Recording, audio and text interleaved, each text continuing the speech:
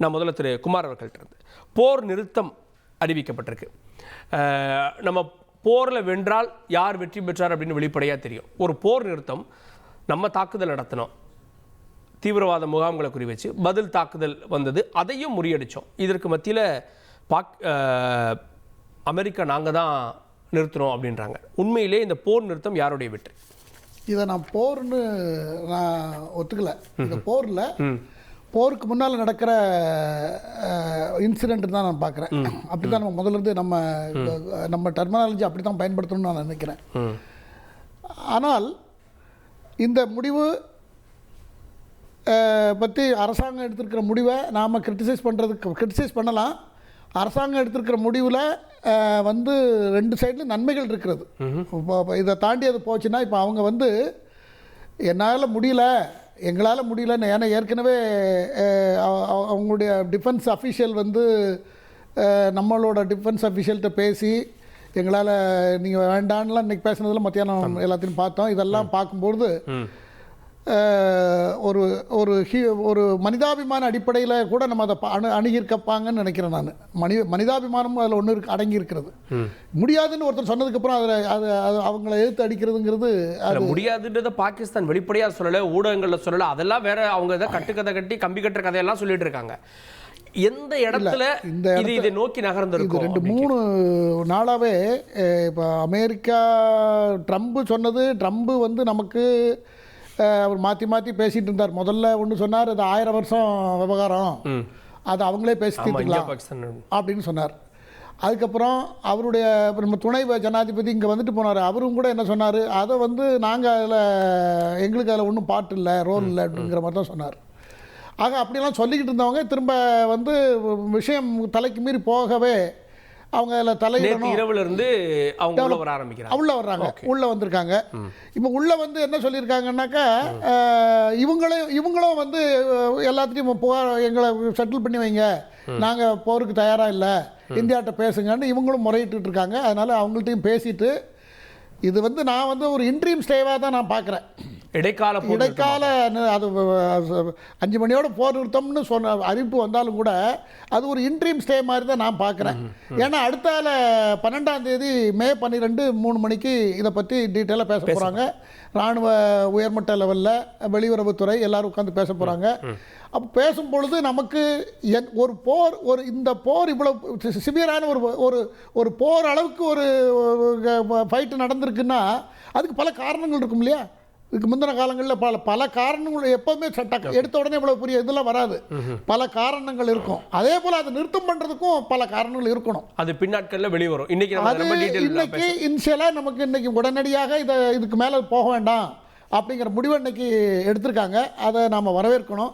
அதுக்கு அடுத்த கட்டம் என்னங்கிறது மே 12 இதை பற்றி பேச போகிறது. என்னென்ன இஷ்யூஸ் இருக்குது நாளைக்கு தான் என்னென்ன இஷ்யூஸ் இருக்குது, அந்த இஷ்யூஸை பேஸ் பண்ணி தான் இது ஃபர்தராக எப்படி ஆகுது, இங்கே டெவலப் ஆகுதா, என்ன ஏதுங்கிறது அப்புறம் தான் சொல்ல முடியுங்கிறது தான் இன்னைக்கு முதல் கட்டமாக நான் அதை பார்த்துருக்குறேன். ஓகே, நம்முடைய மற்ற விருந்தினர்களும் இணைகிறார்கள். பாதுகாப்புத்துறை பத்திரிகையாளர், சர்வதேச விவகாரங்களை கவனிக்கக்கூடிய திரு சாய்கிரண் கண்ணன் அவரை நிகழ்ச்சிக்கு வரவேற்கிறேன். வணக்கம் திரு சாய்கிரண். இது அமெரிக்காவுடைய தலையீடு. ஃபர்ஸ்ட் ட்ரம்ப் ட்வீட் பண்ணுறாரு, அதுக்கப்புறமா பாகிஸ்தான் அதை பற்றின நாங்கள் போர் நிறுத்தோம் அப்படின்றாங்க. அப்புறம் தான் இந்தியா அதிகாரப்பூர்வமாக சொல்கிறாங்க. ஆனால் அதுலேயும் அமெரிக்காவுடைய தலையீடு பற்றி எதுவுமே சொல்லலை. பாகிஸ்தான்லேருந்து பேசினாங்க அப்படின்னு. இதன் பின்னணியில் என்ன நடந்திருக்கு? எனக்கு கிடைச்ச தகவல்கள் பற்றி நான் பேசணும்னா, இப்போதான் IMF லோன்ஸ் அப்ரூவல் பத்தி நிறைய செய்திகள் வந்தது. ஸோ எனக்கு கிடைச்ச தகவல் படி இது ஒரு அடுத்த கட்ட எஸ்கலேஷனுக்கு போகக்கூடாதுன்னு ஒரு ப்ரீகர்சராகவே, அதாவது ஒரு கண்டிஷனாகவே IMF அப்ரூவல்ல பாகிஸ்தான் இதை டீஎஸ்கலேட் பண்ணணும்னு ஒரு செய்தி அமெரிக்காலேருந்து வந்ததாக சொல்லப்படுது. ஏன்னா அமெரிக்காவுக்கு 17% ஆல்மோஸ்ட் அவங்களோட இன்ஃப்ளூயன்ஸ் இருக்கு in terms of IMF approval. So இப்போ இந்த IMF லோன் பாகிஸ்தானுக்கு அப்ரூவல் ஆனதுக்கு அப்பவே பேச்சுவார்த்தைகள் தொடங்கியது. பட் அது அதிகாரப்பூர்வமாக ஒரு ஃபைனல் டிசிஷனுக்கு வர்றதுக்கு இன்னைக்கு ஆச்சு. ஸோ இன்னைக்கு கூட நீங்க ப்ரெஷர்ல பாத்தீங்கன்னா ஸ்பெசிஃபிக்கா பாகிஸ்தானோட DGMO அவர் தான் first they have reached out to India's DGMO அதுக்கப்புறம் தான் வந்து இது வந்து ஃபார்மலைஸ் ஆச்சு. ஸோ பட் நம்மளோட ஷிம்லா ட்ரீட்டி படி பாத்தீங்கன்னா நம்ம வந்து எந்த தேர்ட் பார்ட்டிஸுமே வந்து நம்ம வந்து இதுல இன்வால்வ் பண்றதுக்கு வந்து நம்ம எப்பயுமே வந்து நம்மளுக்கு பல வருஷங்களா நம்மளுக்கு வந்து ஆஃபர்ஸ் நிறைய பண்ணிருக்காங்க. அமெரிக்காவும் நிறைய வந்து நாங்க வீல் புரோக்கர் த டீல் அப்படின்லாம் சொல்லியிருக்காங்க. பட் நம்ம யாரையுமே அலோவ் பண்ணதில்லை. அண்ட் ஐ ஃபீல் அதுல வந்து நம்மளோட status quo will remain the same. அதுல வந்து எந்த மாறுபாடும் நான் வந்து பாக்குறது இல்லை. அண்ட் மார்க்கோ ரூபியோ கூட அவரோட ட்வீட் எக்ஸ்தலத்துல வந்து ஒரு மிஸ்டேக்கா தான் அவர் போட்டாரு. இந்த மாதிரி வந்து பேச்சுவார்த்தை கூட வந்து ஒரு நியூட்ரல் இடத்தில் நடக்கும் அப்படின்னு. But I don't think India வந்து அந்த கட்டத்துல வந்து ஒரு பேச்சுவார்த்தைன்ற மாதிரிலாம் நம்ம பாகிஸ்தானோட இப்ப அணுக மாட்டோம். நம்மளோட டிஜிஎம்ஓஸ்க்கு அவங்க நடுவுலயே வந்து May 12th வந்து திருப்பி ஒரு 2வது கட்ட பேச்சுவார்த்தை நடக்க போகுது. அண்ட் ஐ திங்க் இதுல மோஸ்ட் சிக்னிபிகன்ட் திங் பாத்தீங்கன்னா இந்த சீஸ் ஃபயர் வர்றதுக்கு ஒரு சில மணி நேரத்துக்கு முன்னாடியே நம்மளோட இந்தியாவோட அபிஷியல் ஸ்டேட்மெண்ட் ஸ்டாண்ட்ஸ் என்னவா இருந்துச்சுன்னா,